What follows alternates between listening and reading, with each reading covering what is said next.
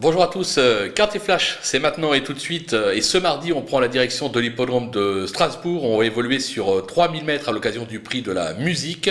Une épreuve avec des chevaux rompus au tracé de province, mais pas si simple à décrypter. Allez, on attaque tout de suite avec nos bases. On va s'appuyer sur la candidature du numéro 4, Grand Geste, qui n'a jamais failli sur la distance avec déjà 2 succès. Il vient de prouver sa forme sur l'hippodrome de Paris-Longchamp. Sur sa lancée, je pense qu'il est capable de mettre tout le monde d'accord. Méfiance avec l'As Transatlantique qui n'a encore jamais déçu depuis ses débuts. C'est un cheval qui possède beaucoup de tenues. Il aura son terrain. À mon avis, la victoire est jouable également pour lui. Tout comme le numéro 11, Glory Days, qui a franchement déçu le dernier coup. Mais cette fois, il aura pour lui d'évoluer sur sa distance de prédilection.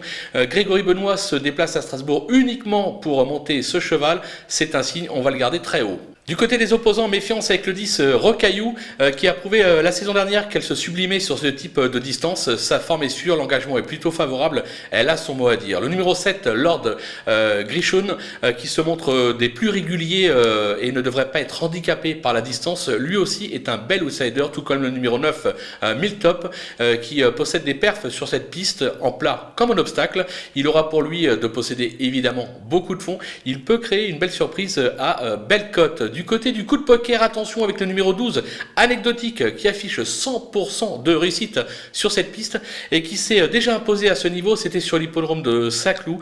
C'est un collerie, on se méfie des colleries bien évidemment dans les gros handicaps. On va le suivre en confiance et en ce moment les coups de poker ne cessent de faire les arrivées à très belle cote, donc attention. Du côté des outsiders, c'était plus compliqué. Il fallait faire des choix. Donc j'ai pris le 2, Just Formality.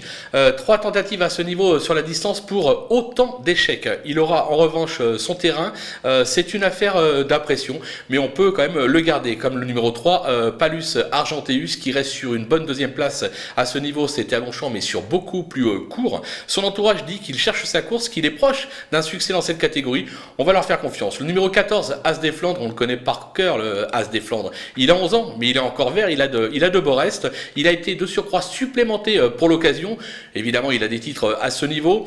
Alors aujourd'hui, on va pas se le cacher, je le préfère nettement sur la PSF, sur le sable. Maintenant, si son entourage fait le déplacement, c'est avec quelques ambitions. Le numéro 8, Uchronic, c'est une femelle qui excelle sur la distance, comme l'atteste son récent succès, c'était sur l'hippodrome de Longchamp, mais c'était à réclamer. Elle monte de catégorie, mais son entourage nous conseille de ne pas la sous-estimer, donc on va leur faire confiance également pour une petite place. Si vous avez la place, pourquoi pas.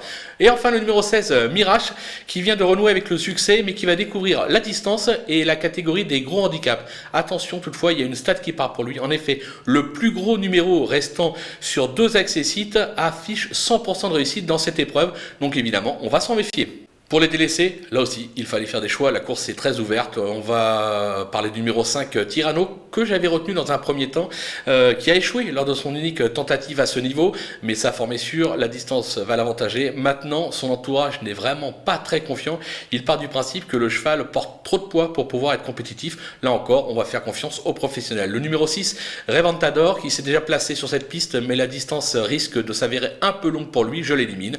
Le numéro 13, Godtouche, qui n'a pas convaincu pour ses premiers pas dans les handicaps. Dernièrement, c'était sur l'hippodrome de Nantes. Elle a besoin de me rassurer avant que je puisse la glisser sur un ticket. Enfin, le numéro 15, Rebel Dance, qui semble actuellement loin de son meilleur niveau. C'est le premier cheval que j'ai éliminé dans cette épreuve. Voilà, on se quitte avec le rappel du pronostic et surtout quelques conseils de jeu en espérant qu'on va faire aussi bien que ces derniers temps. Et surtout, un grand merci à vous qui êtes de plus en plus nombreux à nous suivre sur nos différents supports. Bye bye!